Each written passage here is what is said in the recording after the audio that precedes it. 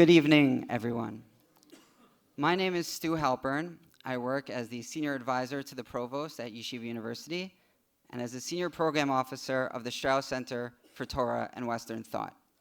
On behalf of Yeshiva University, I want to thank our partners here at Beit Avichai for all the wonderful work that went into putting together tonight's event. We're looking forward to continued partnerships with Beit Avichai in the years ahead. Thank you so much. The mission of the Strauss Center is to train aspiring modern Orthodox intellectual leaders who are well-versed in both the Western canon and the Jewish canon. And we do this by bringing into conversation through courses, through publications, and through conferences the great works of the Jewish tradition with Western art, literature, philosophy, and political science. Emerging naturally from this mission, we recently released the #1 Amazon bestseller, Proclaim Liberty Throughout the Land, the Hebrew Bible in the United States. And our book, which we actually launched here a few months ago at Beit Avichai, collects documents, foundational American documents, from the Puritans through Abraham Lincoln's second inaugural address, side by side with the Hebrew Bible sources that inspired them, and is available wherever Jewish books are sold, including Amazon.com. Without further ado, I would like to introduce the director of the Strauss Center for Torah and Western Thought. Rabbi Dr. Meir Soloveitchik is one of America's leading voices on religious freedom and faith in the modern age. Besides being the director of the Strauss Center, he is the rabbi of Congregation Shearith Israel, the oldest Jewish congregation in the U.S. Rabbi Soloveitchik has lectured and written on topics related to Jewish theology, bioethics, wartime ethics, and Jewish-Christian relations. His essays have appeared in the Wall Street Journal, including as recently as yesterday. I hope you all read it immediately after tonight's event. And in Commentary, First Things, Azure, Tradition, and the Torah Umada Journal. He is the co-editor, along with myself, of Torah and Western Thought, Intellectual Portraits of Orthodoxy and Modernity, and Proclaim Liberty Throughout the Land. Without further ado, I would like to call up my beloved teacher, mentor, and friend, Rabbi Dr. Meir Soloveitchik. You're the best.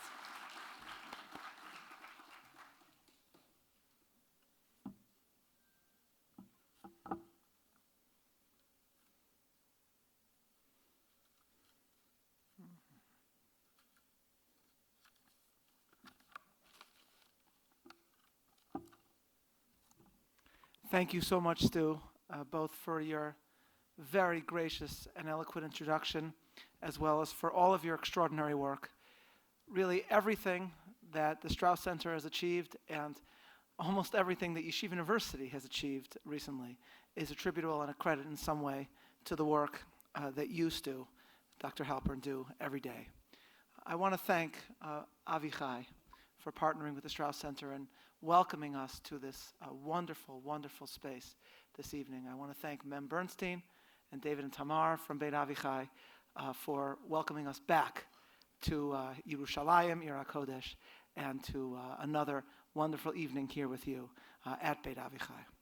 I want to recognize as well a partner of the Strauss Center and of Beit Avichai, which is the Tikva Fund, and my dear friend Eric Cohn, the executive director of the Tikva Fund, who is here in Yerushalayim this evening as well. In his wonderful book, Land of Lincoln, Adventures in Abe's America, the writer Andrew Ferguson travels across the country studying the impact and legacy of Lincoln in various states throughout the U.S. In one chapter, he recounts his meeting with an immigrant family from Thailand living in Chicago who run a Thai restaurant just a few blocks from the Orthodox Jewish neighborhood where I grew up. The patriarch of this Thai family, a man by the name of Oscar Eschi, developed with his wife a passionate devotion to Abraham Lincoln. And they actually have in their restaurant an idol of sorts, which is a figure of Lincoln himself. So Ferguson goes to interview Oscar Eschi to ask how these Thai immigrants developed such a devotion to the 16th president. In an interview, Oscar, translating for his wife, explains to Ferguson how this obsession began. He says, quote, "My wife when they arrive in Illinois, my wife sees the license plate on all the cars after we moved to Chicago. They say, Land of Lincoln. She wonders, who is this Lincoln? So she gets a book from a friend to read about Lincoln.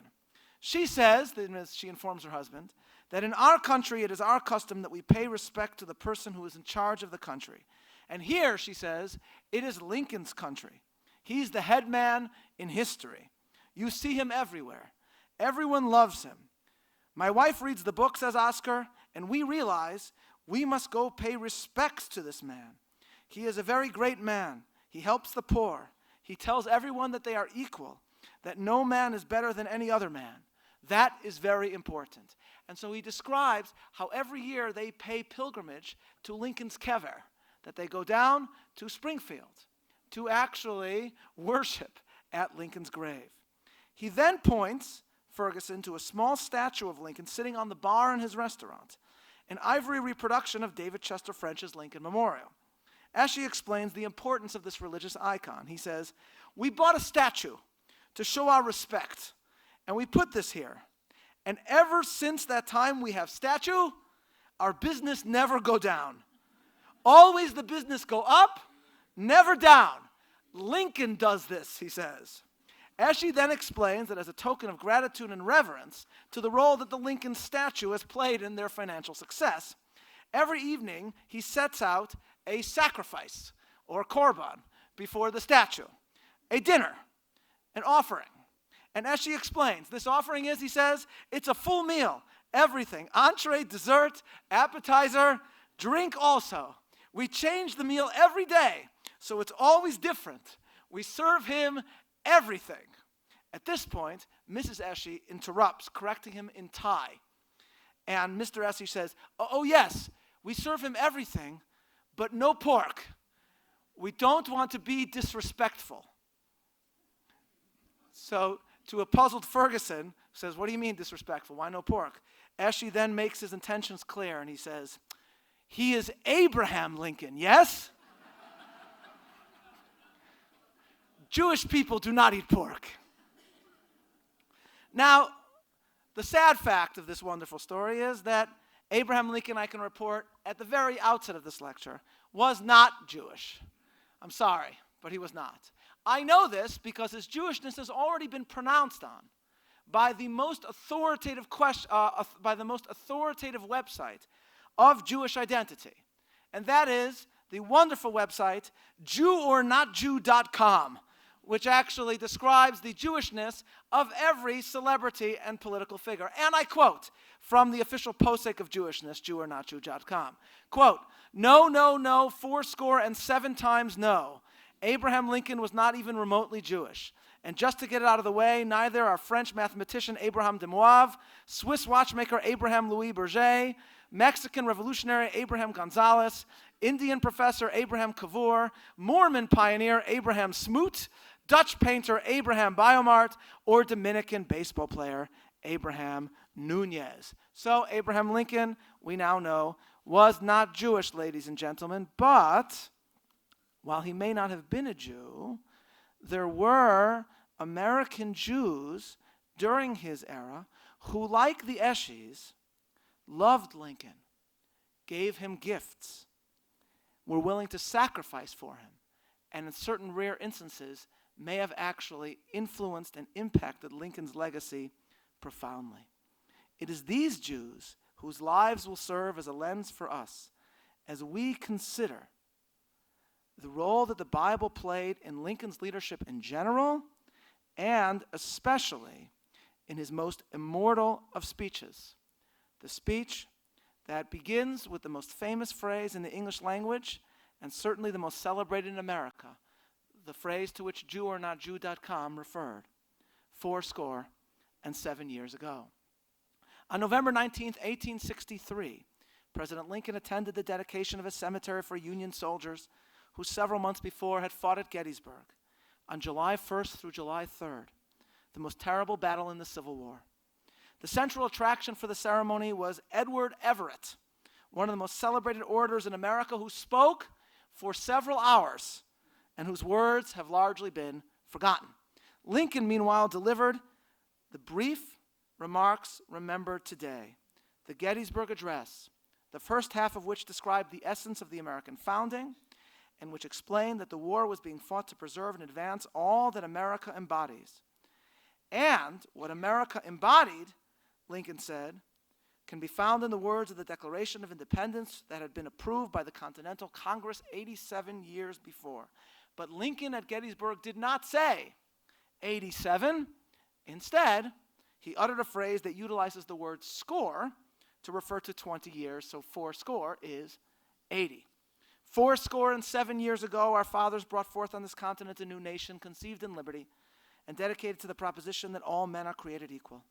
Now we are engaged in a great civil war, testing whether that nation or any nation so conceived and so dedicated can long endure. We are met on a great battlefield of that war. These words have been studied, pored over, discussed, and debated for generations. And tonight we engage them again, but in an unusual way, and that is to join the story of Abraham Lincoln, the most famous American in history, with the tales of Jewish Lincoln devotees, which will allow us to then conclude with an analysis and a deeper understanding of the role that the Bible played in the Gettysburg Address and in the worldview of Lincoln himself. In this lecture, we will meet a rabbi, a Jewish political activist, and a Jewish Union soldier. We will ponder the calendrical coincidings of Jewish and American dates, and we will realize how appropriate it is to remember on the eve of President's Day Abraham Lincoln here in Yerushalayim Ir HaKodesh, for as we shall see, Lincoln himself long ago linked Jerusalem to America in a way that provides profound lessons for America's future. Our first lover of Lincoln, with which we begin, is a rabbi who served in a shul during the Civil War in Philadelphia by the name of Rabbi Sabbath Sermon. Rabbi Sabbath, anyone heard? I want to see, raise your hand if you've heard of Sabbath Sermon. Okay. So Rabbi Sabbath Sermon, and here I'm quoting a biography of his, was born in Leghorn or Livorno, Italy in 1823 to a family of Sephardic Portuguese Jewish descent, the third of 9 children, and the oldest son. His native language was Italian, and he acquired also a good knowledge of Spanish and French in early life. At the age of 22, he was an applicant for the post of Chazan, or cantor, to the Sephardic congregation of London. But we are further informed by his biographer, the young Moraes was unsuccessful, keep this in mind, since his English told against him, meaning he couldn't speak English well, but he made a great impression even so. Then another opportunity arose, this time in the New World. Mikveh Israel, the Sephardic Spanish-Portuguese community in Philadelphia, had since the 1820s been led by Isaac Leeser, the most prominent intellectual in the American Jewish world. But, and here we're going to get to something surprising, Isaac Leeser gets into a situation that has happened to no rabbi in American Jewish history before or after. He gets into a fight over contract negotiations with his community. By 1849, we are informed, Leeser had demanded a lifetime contract, a larger salary, and greater authority in the congregation. And he therefore was told to leave. And then Moraes was hired. And here again, something new that has never happened before or after occurs, which is that a new rabbi comes in after a fight with the old rabbi, and, quote, Moraes enters a congregation split between loyalists to the previous rabbi and critics in favor of change. I know it's hard to imagine this occurring, but if you could summon the will to conjure up such a scenario, that is what happens to Sabbath Moraes. Yeah. Too loud? No? And so the congregation is split. Thank you for coming, everybody. It's a tough crowd. I'm just going to go back to New York. There, everyone is known for being friendly. All right. It is this congregation that Moraes enters. His job as the minister of the congregation was to both lead the services and to preach. But Moraes was well aware of the fact that the community appreciated, one, more than the other, meaning chazanut, more than preaching. During 9 months of the year, he wrote, I give weekly instruction from this pulpit. When the summer season begins, I generally cease speaking in the vernacular and confine myself to the established ritual. That some would prefer my following the last named course at all times, I have reason to believe. Why would Moraes say this? There is, of course, the fact that English was not his native language. But there is also another factor that many of his congregants disliked about his sermons. And that is that Moraes was a man of principle, who often put his own beliefs above or ahead of his professional well-being. This was first manifest in 1858, when Edgardo Mortara, a Jewish child of the Sephardic community of Bologna, then part of the Papal States, was taken from his home to be raised as a Catholic. The Jewish community in America reached out to the president at the time, James Buchanan, otherwise known as, with Woodrow Wilson, the worst president in American history.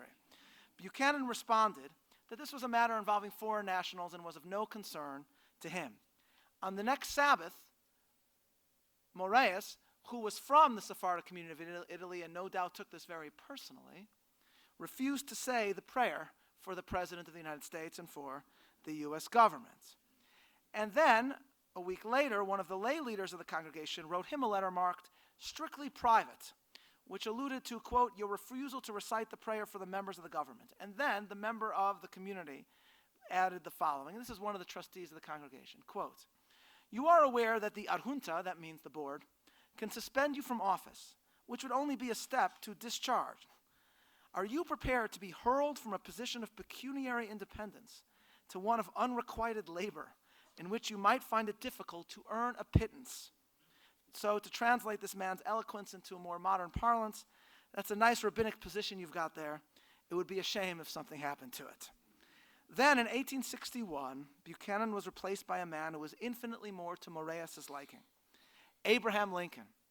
Moraes' affection for Lincoln can be seen in a poignant prayer delivered in 1862 upon the death in the White House of Lincoln's son, Willie.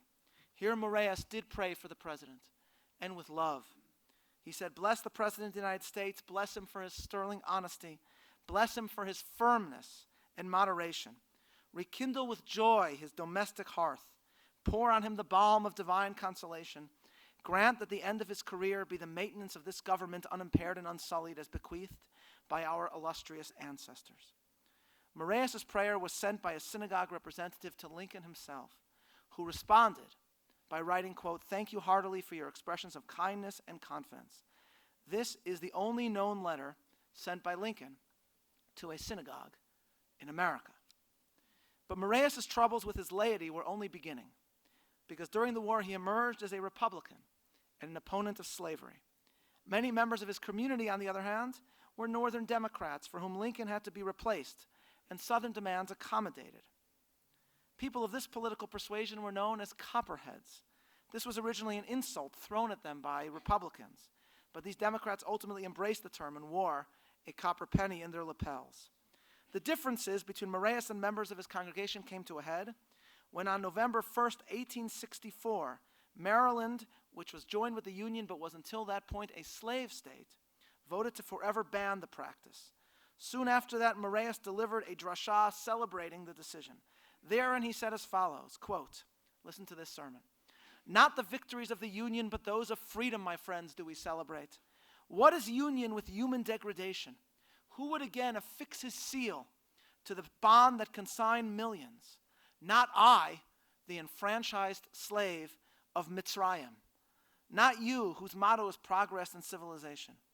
Concluded Moraes, thy name shall no longer be called Maryland, but Merryland, for thou hast verily breathed a joyous spirit into the souls of all thy inhabitants.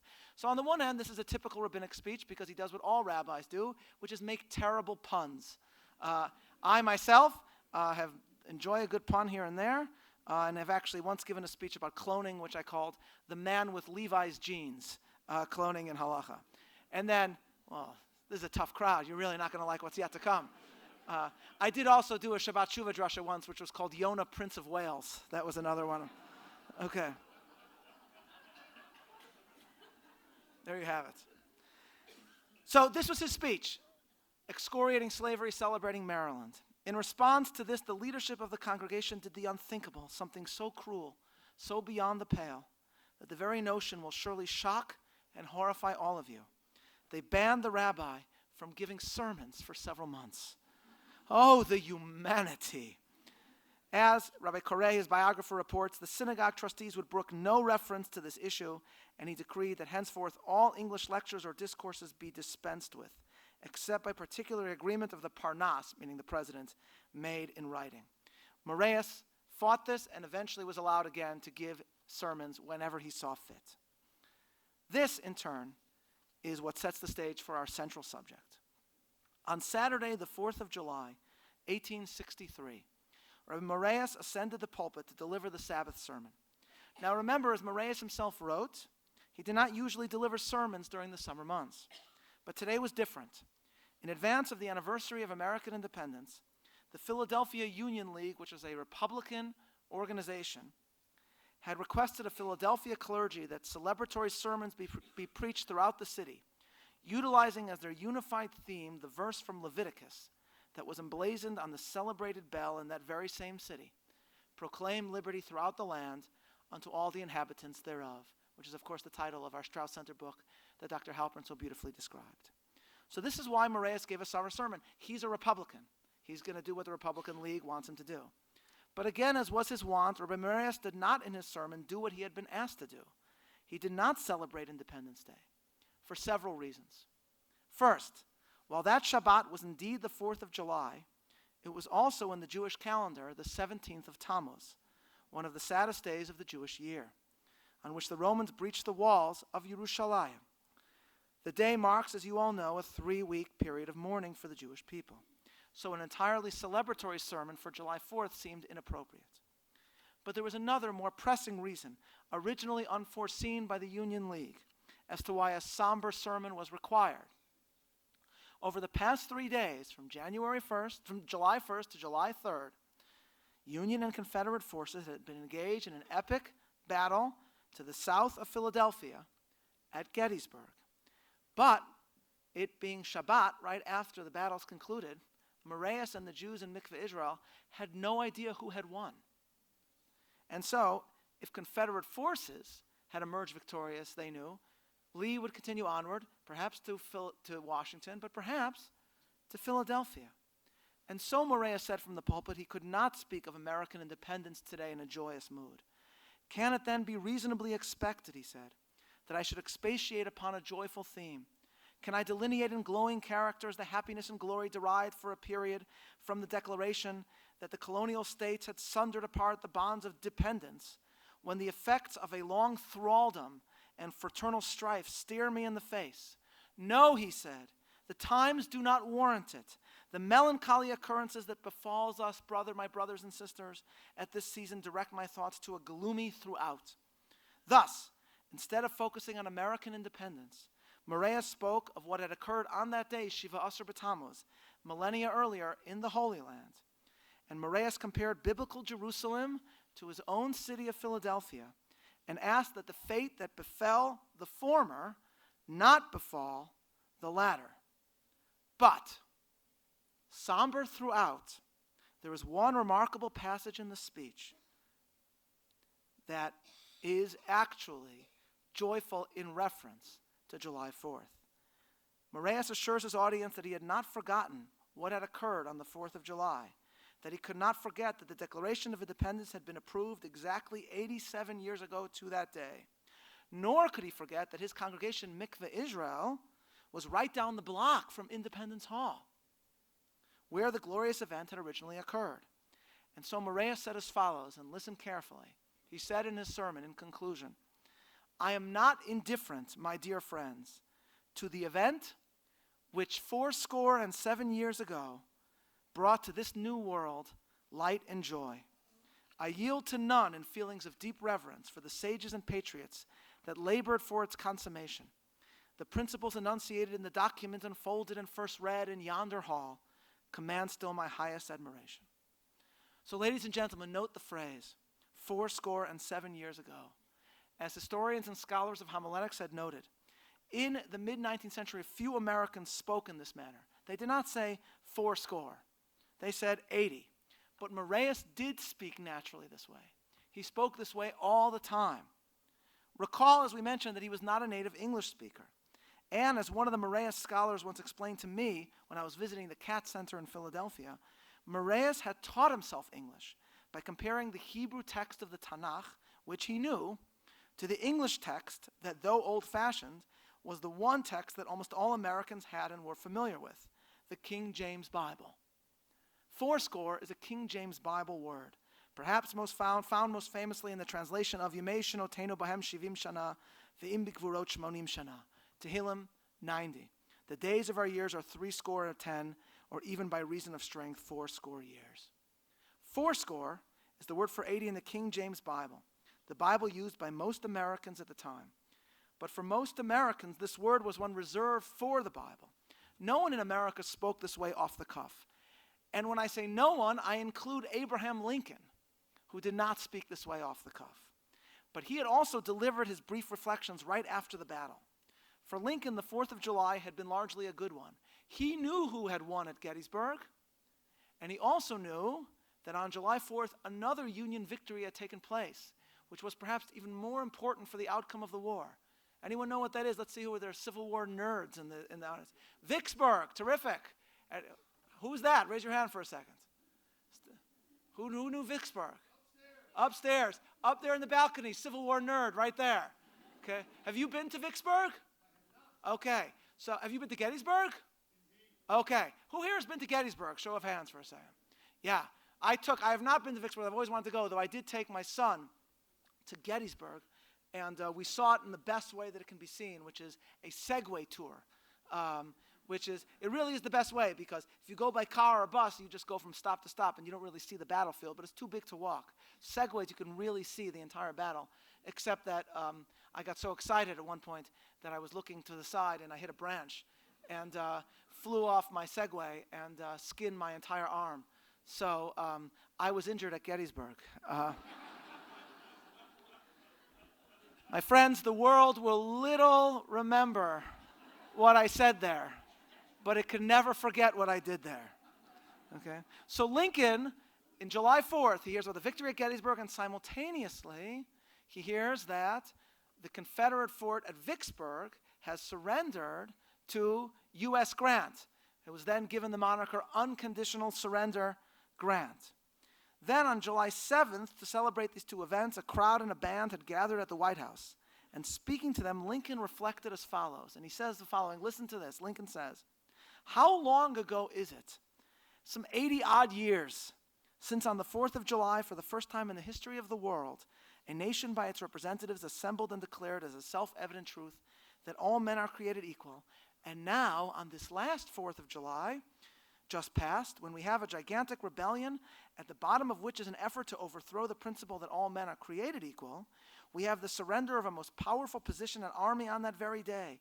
And not only so," that's Vicksburg, and then he adds, "and not only so, but in a succession of battles in Pennsylvania, near to us through 3 days, so rapidly fought they might be called one great battle, on the 1st, 2nd, and 3rd of the month of July, and on the 4th, the cohorts of those who opposed the declaration that all men are created equal turned tail and ran. Gentlemen," said Lincoln, "this is a glorious theme and the occasion for a speech, but I am not prepared to make one worthy of the occasion." So what we see here, ladies and gentlemen, in these impromptu remarks is the roots of the Gettysburg Address. Lincoln is pondering the significance of the fact that these great victories in the Civil War occurred on or around the 4th of July, and that the war was, as he saw it, being fought for the very doctrine declared on the first 4th of July, that all men are created equal. This, he says, is a glorious theme for a speech which he'll expand on later. This is the kernel of the Gettysburg Address. But one phrase he does not use is 77 years ago, because he didn't speak this way. Lincoln refers to 1776 as some 80-odd years ago. But several months later, when he actually spoke at Gettysburg, his language had changed, and he says, 77 years ago. Could Lincoln have been inspired by Moraeus' speech? Could we give the Jews credit for the Gettysburg Address, which is my hobby, which is giving the Jews credit for pretty much everything that occurs in American history, including the Declaration of Independence, the Gettysburg Address, and the treasure map on the back of the Declaration of Independence.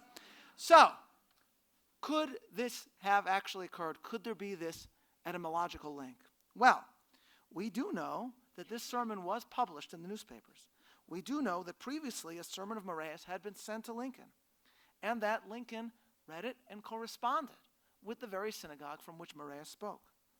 There is at least a strong possibility that this sermon could have been seen by Lincoln as well. The historian Jonathan Sarna, asked about this in an interview, said the following. "We do know," he said, "that some of Moraeus' sermons were sent to Lincoln, and he read them. Good politicians are known for borrowing phrases that will resonate with the public. So it is possible. All we know for sure is that Moraeus used the phrase before Lincoln, and that the president had read some of Moraeus' sermons. So we cannot know for sure whether or not Lincoln took the words 77 years ago from Moraeus. I would rank the chances conservatively as 99%. But if he did not get it from Moraeus, the coincidence is uncanny.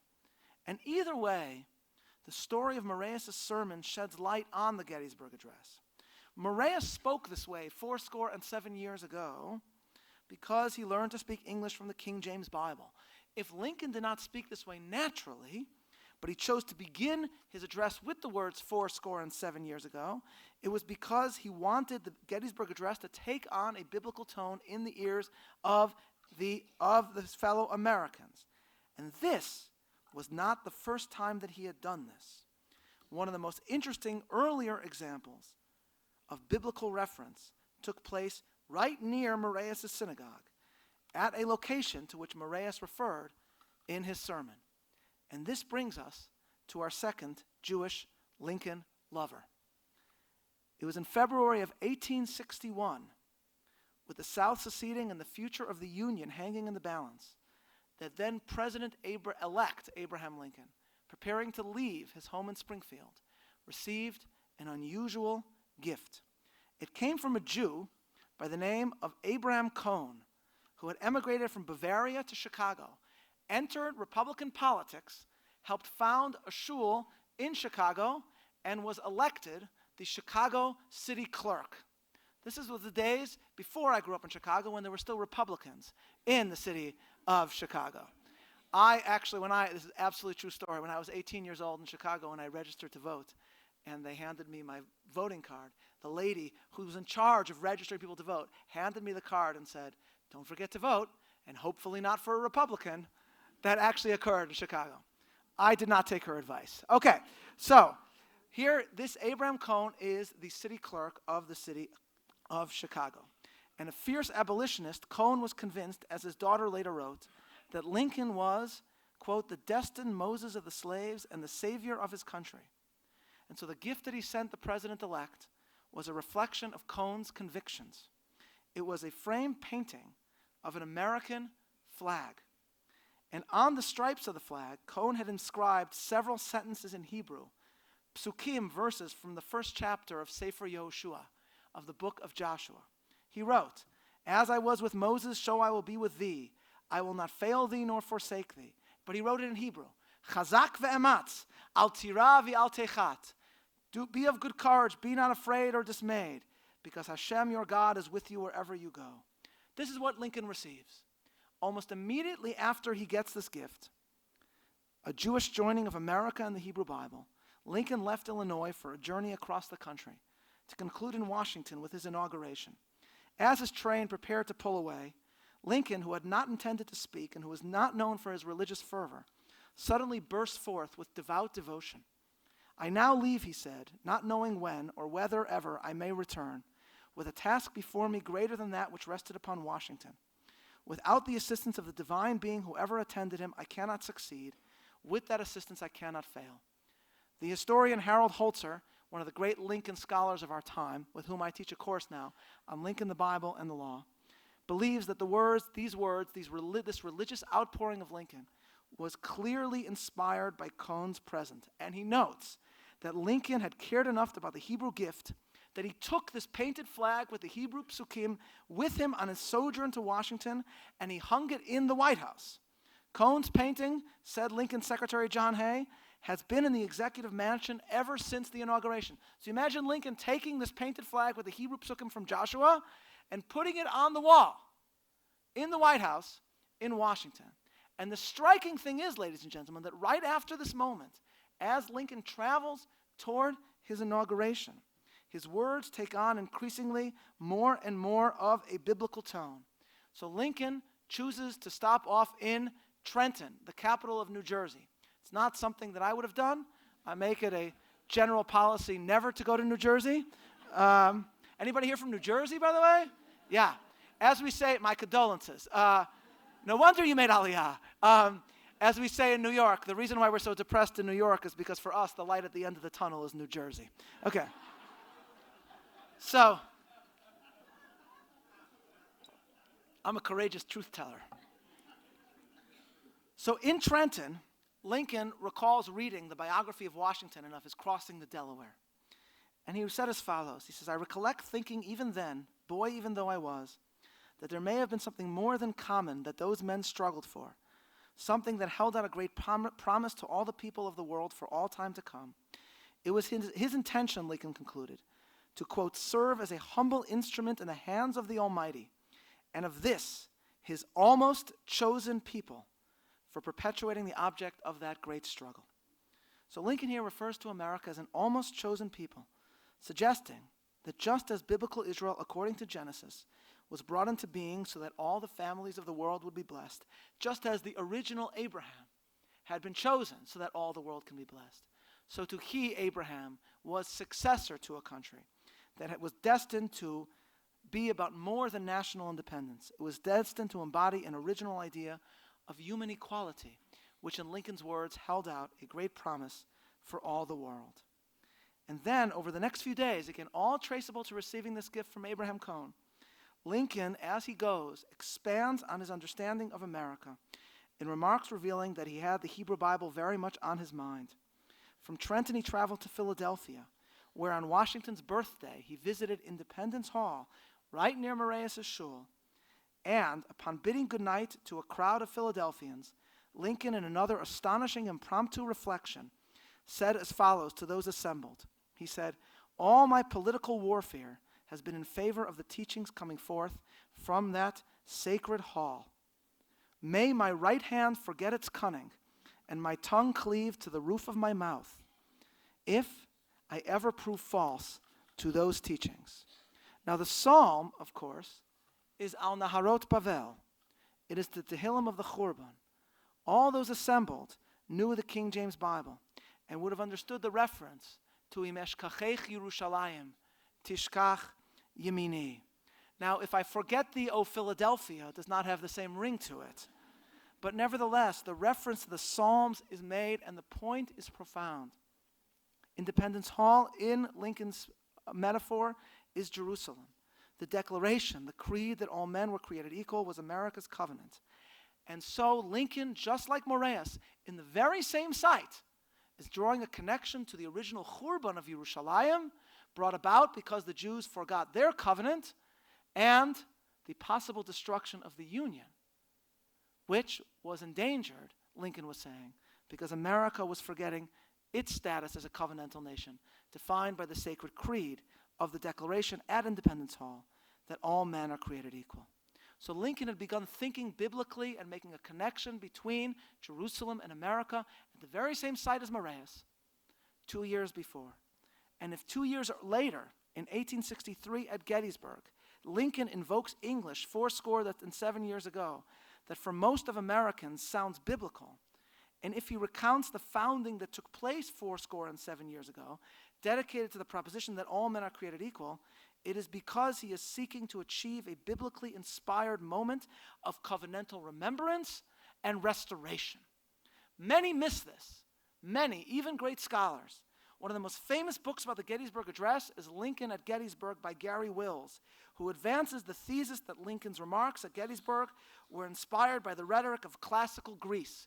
Will's thesis is famous, influential, and wrong. Because, as the New Yorker's Adam Gopnik notes, it was actually the 2-hour speech that preceded Lincoln's, Edward Everett's, that was classical in tone. He spoke about Marathon and the Greeks and the Persian invasions. Lincoln's rhetoric, he writes, is deliberately biblical, and it is difficult to find a single obviously classical reference, meaning to Greece and Rome, in any of his speeches. In the Gettysburg Address, as Gopnik puts it, Lincoln had mastered the sound of the King James Bible so completely that he could recast abstract issues of constitutional law in biblical terms, making the proposition that Texas and New Hampshire should be forever bound by a single post office sound like something right out of Genesis. Thus, whether or not the Gettysburg Address's opening words were inspired by a sermon from a rabbi who had himself learned English by mastering the cadences of the King James Bible, the striking linguistic link between Moraes's King James Bible-inspired sermon and Lincoln's speech allows us to appreciate that the Gettysburg Address is itself a sermon inspired by the Bible. The Gettysburg Address is not meant to be Greek but biblical, not a classical oration, but a prophetic proclamation. Indeed, one of the other much discussed linguistic features of the Gettysburg Address reveals this, and that is, did Lincoln mention God or not? This is the second part of Lincoln's brief remarks as it is usually quoted. We are met on a great battlefield of that war. We have come to dedicate a portion of that field as a final resting place for those here who gave their lives that that nation might live. It is altogether fitting and proper that we should do this. But in a larger sense, we cannot dedicate, we cannot consecrate, we cannot hallow this ground. The brave men living and dead who struggled here have consecrated it far above our poor power to add or detract.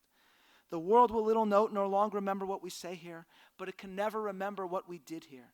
It is for us, the living, rather, to be dedicated here to the unfinished work which they who fought here have thus far so nobly advanced.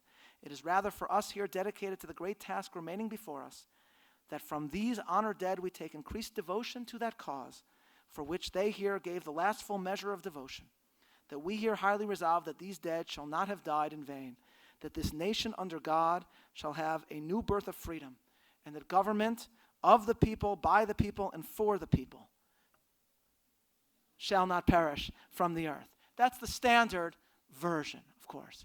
I do recommend, some of you may have seen, the wonderful book From Speak, which is a dictionary of yeshivish, the standard jargon spoken in yeshivas, and there they translate the Gettysburg Address into yeshivish. And they end rendering the phrase government of the people, for the people, and by the people as government by the olam, and by the olam, which I think is pretty genius. They also translate I pledge allegiance to the flag as I meshabed myself, bli neder, is how they translate. Okay. So this nation under God shall have a new birth of freedom. There are 5 known copies of the Gettysburg Address in Lincoln's own hand. The first two written on or before the day of the address do not contain the words under God. The other 3 sent by Lincoln to those who requested it, who wanted a copy, written after he gave the speech, do contain the words under God. Meanwhile, the transcription from the press that were there on that day report the words under God as being in the speech. This would indicate, as Harold Holzer and others have suggested, that Lincoln did not write the words under God in his original draft, but was inspired to insert them in the moment, and then later incorporated these words in his own version of the address that follows. Caught as it was in the prophetic moment, he added the words under God on his own, a perfect embodiment of the biblical impact of the Bible in his mindset at that very time. Then, under God, what is taking place is an actual covenantal rededication. For the Gettysburg Address, the blood of the battlefield is suddenly the blood of the covenant. They cannot sanctify the field because the soldier's blood has already sanctified it for America's central principle that all men are created equal. It is our obligation, Lincoln is saying, to those who died to ensure that those whose blood was shed did not die in vain. In the end, Sabbato Moraes outlasted his critics, and in 1868, he was granted a lifetime contract from the synagogue. Perhaps the happiest story that I can tell. But the story of his 17th of Tammuz sermon is largely forgotten. And if we put ourselves in his shoes, standing in the pulpit, not knowing whether the Battle of Gettysburg was won or lost, we gain a renewed appreciation of the perilous nature of that very instant. If you actually visit Gettysburg, you will see how the battle could so easily have gone the other way. Civil War nerds love to talk about that. What if Stonewall Jackson was still alive? Could he have taken the hill for Lee on the first day? What if Joshua Lawrence Chamberlain on the second day had not come up with the idea of fighting, of bayoneting and coming down at the Alabamians? What if on the third day Lee had actually listened to Longstreet and not ordered Pickett's charge? Don't you hate it when nerds go on and on and on about the different details of the Civil War? It's the worst. But it could so easily have gone differently. And then the victory at Vicksburg would have mattered little. So a new lesson can be derived from Marius, from his sermon, which linked the July 4th, 1863, with the Jewish fast day of the 17th of Tammuz, by linking a day that the Jewish Commonwealth fell to a day that the American Commonwealth came close to falling. And here a new calendrical coincidence can be discovered. If you look in the Hebrew calendar for the year 1776, you will see that the first 4th of July, just like in 1863, also fell out on the 17th of Tammuz. I was wondering if anyone else had noticed this. And so I did an intensive research, by which I mean I Googled it. And I discovered, amusingly, another authoritative website known as JewInTheCity.com, which takes questions about the Jewish tradition. And someone wrote in the following question: Dear Jew in the City, 2 people have told me that July 4th, 1776 was on the 17th of Tammuz. Wikipedia confirms this. Does that indicate something negative about America? Sincerely, J.S. Jew in the City responds by listing several great rabbis born on the 17th of Tammuz, and then he continues. Does that imply something negative about them? For that matter, we have a tradition that the Messiah will be born on the 9th of Av. Does that suggest something bad about the Messiah? All this is true, but there is, ladies and gentlemen, I think a deeper message. If America, the nation conceived in liberty and inspired by the Bible, was born on the day that Jews mourned for destruction, and if the turning point of America's survival in the Civil War also occurred on the 4th of July, that was Shiva Asar B'Tammuz, then this is a reminder that the American experiment is fragile, so fragile, that it can so easily be lost, that it too can experience destruction. One of my great friends and teachers, Dr. Leon Cass, who is here today, here in the audience, has noted, yes, please do give him a round of applause, yes, has noted that in describing the Declaration of Independence, Lincoln deliberately changes the language, dedicated to the proposition that all men are created equal. But the Declaration of Independence does not call that notion that all men are created equal a proposition. It calls it a self-evident truth. Lincoln, says Dr. Cass, knew geometry, unlike me. And he understood that there's a difference between a self-evident truth and a proposition. What is the difference? Any math nerds in the audience? What is the difference between a self-evident truth and a proposition? Self-evident truth is self-evident. A proposition has to, what? Be proven. And so Lincoln is saying we cannot rely on the American doctrine to be taken for granted. We have to prove it. We have to illustrate it. And we have to rededicate ourselves to it, generation after generation. We owe the preservation of this idea to the past, to those who are come before. We owe this constant proof, this constant rededication, as Lincoln said, to ensure that those dead shall have not died in vain. The possible literary link between Marius' recalling of Jerusalem and Lincoln's Gettysburg Address and the biblical themes of Lincoln's words makes it all the more striking that it is you, the Jews of today's Jerusalem and of today's Judea, who in your own civic celebrations really make manifest the lessons of Lincoln's words. That we have to link independence with the blood and the sacrifice for those who fought for that independence, whose blood obligates us. Interestingly, just as the Battle of Gettysburg concluded on July 3rd, the day before American Independence Day, you Israelis since 1951 have held your Memorial Day commemorations on the day before Yom HaAtzmaut. On the morning of the 4th of Iyar, you remember those who died. And then throughout the day, cemeteries, as you all know, are visited by the families of those lost. And only in the evening does the somber Yom HaZikaron give way to the joy of the 5th Iyar's Yom HaAtzmaut. For you who have experienced it, you know that the 2 days define each other. Those assembled in Israel's cemeteries facing the unbearable loss of loved ones do so in the knowledge that it is the sacrifice of their beloved family members that makes the next day's celebration of independence possible. And the celebration of independence has begun with the acknowledgement of millions that those who lie in those cemeteries, who gave their last full measure of devotion, obligate the living to ensure that the dead did not die in vain.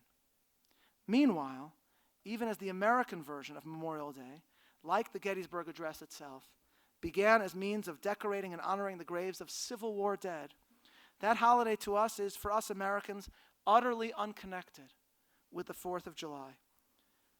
They are basically observed by many merely as escapes from work, and too few ponder the link between the sacrifice of American dead and the freedom that we, the living, enjoy. Meanwhile, President's Day, which is a terrible day, because really there isn't a President's Day.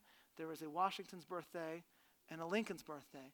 And now it's celebrated merely as an amorphous celebration of the great legacies of Lincoln and also Millard Fillmore and other great presidents, similarly great presidents in American history.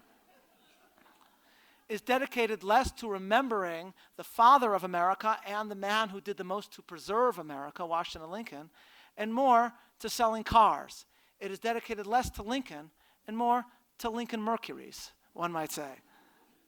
And the truth is that there is no denying that the Israeli insistence on linking their Independence Day celebration with their Memorial Day is not only more appropriate, it is more American, a truer fulfillment of Lincoln's message at Gettysburg.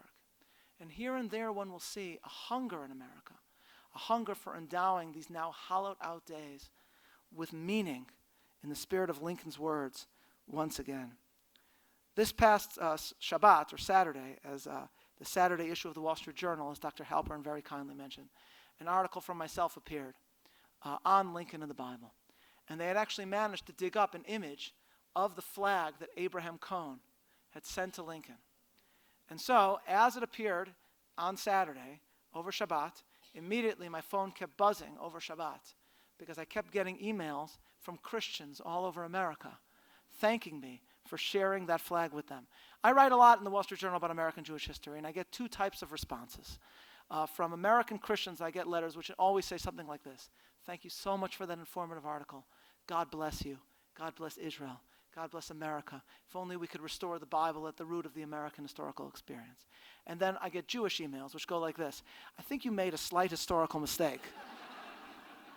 I'm not making this up, by the way. I once wrote an article about one of the members of my congregation who buried his mother, who bought and saved Thomas Jefferson's Monticello, and who buried his mother. And I wrote the Hebrew date of the grave in Wall Street Journal. And I almost immediately, when it comes out, get a letter from a frum Jew, an email saying, "I saw your interesting article, but I think he got the Hebrew date wrong. I looked it up." And I'm thinking, what possesses you if you're over breakfast and you see a date? I'm going to pause instantly everything I'm doing. Cancel my meetings. Some Jew on the internet is incorrect, and I am going to show him. Anyhow, that's the anti-Semitic portion of my speech. So I get an email. I got a bunch of emails from Christians over Shabbat, adult Christians. I get one email from a kid in middle school in New Mexico. That's what he writes to me.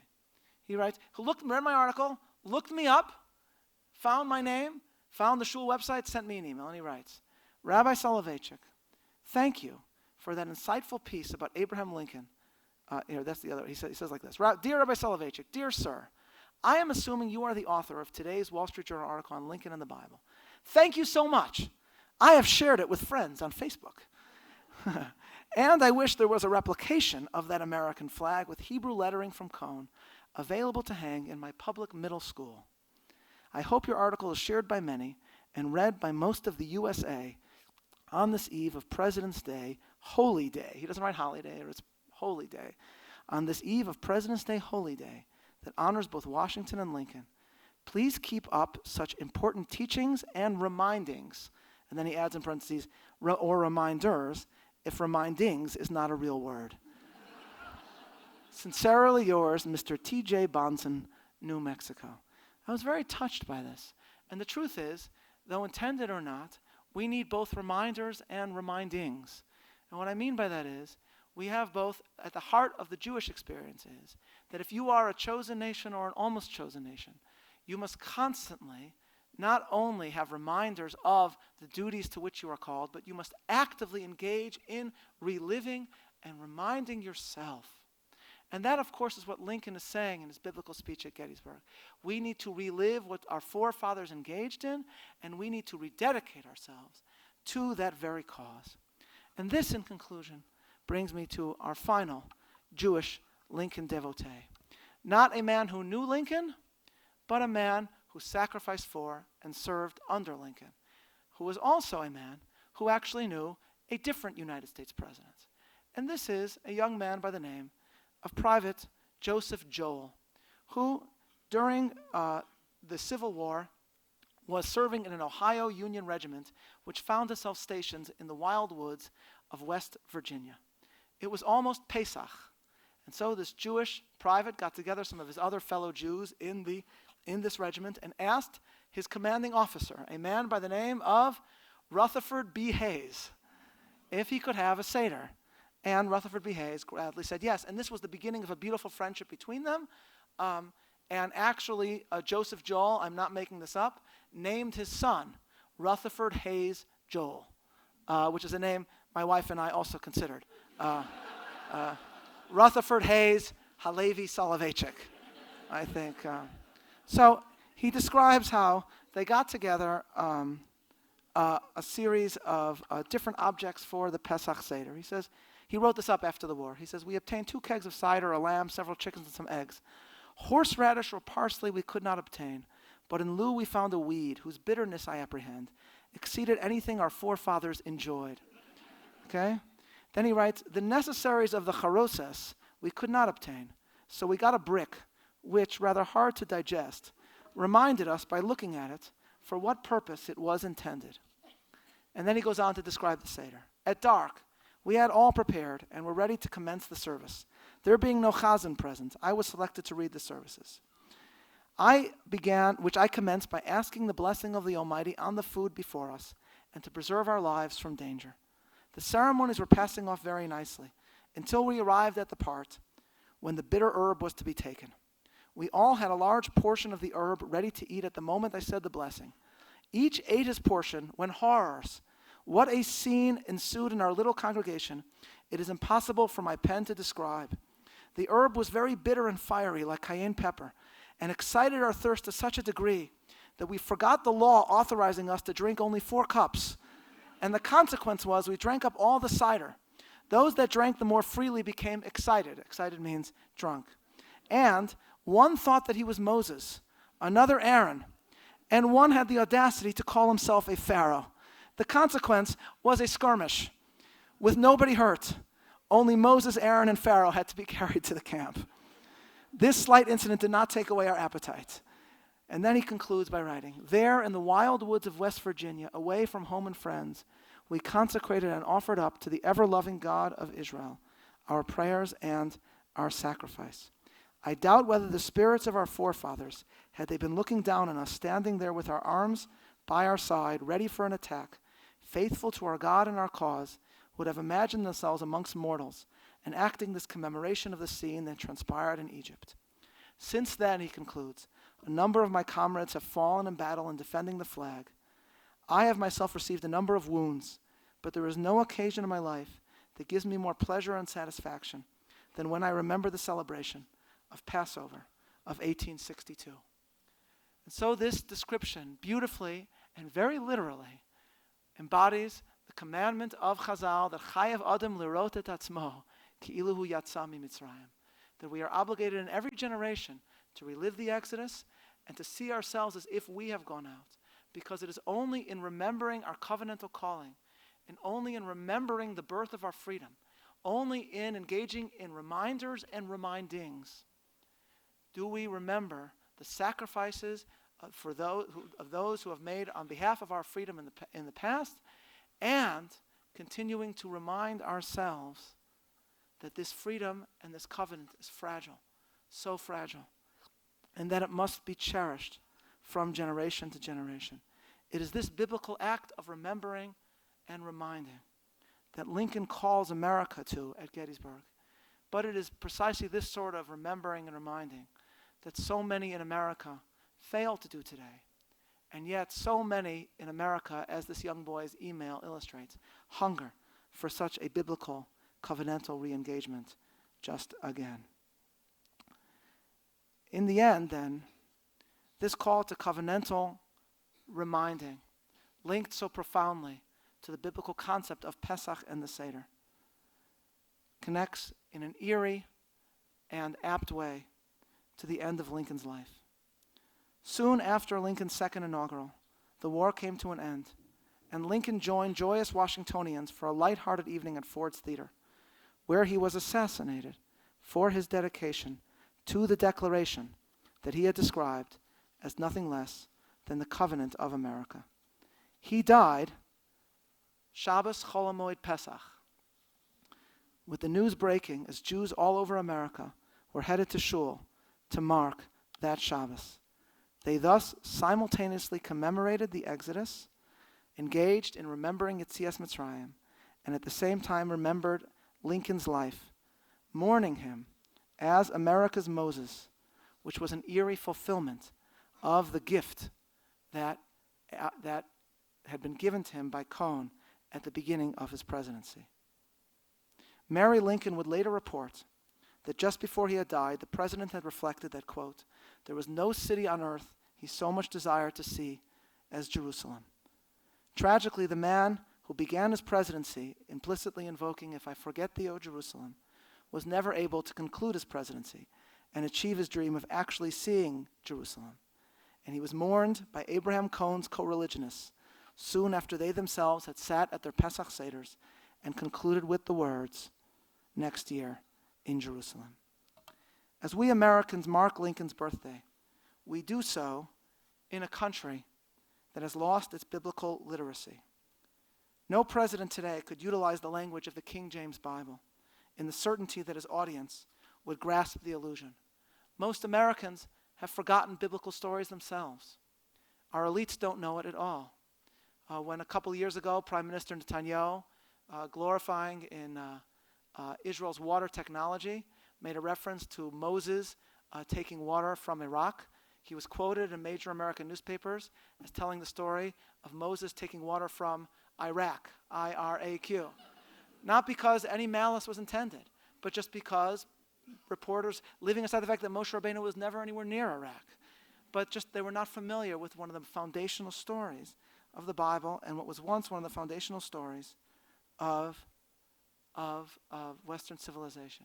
It's therefore oddly appropriate to remember Lincoln here in the biblical center of the world, because the tale of Lincoln and Scripture remains relevant, because his description of America as almost chosen bears within it a warning.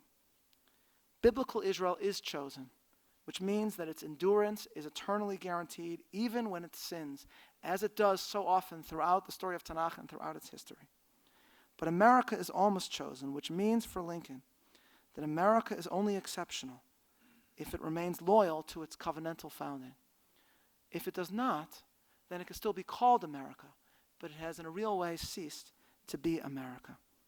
That is why it is so appropriate in this very place, at this very time, to remember the lessons of Lincoln's legacy.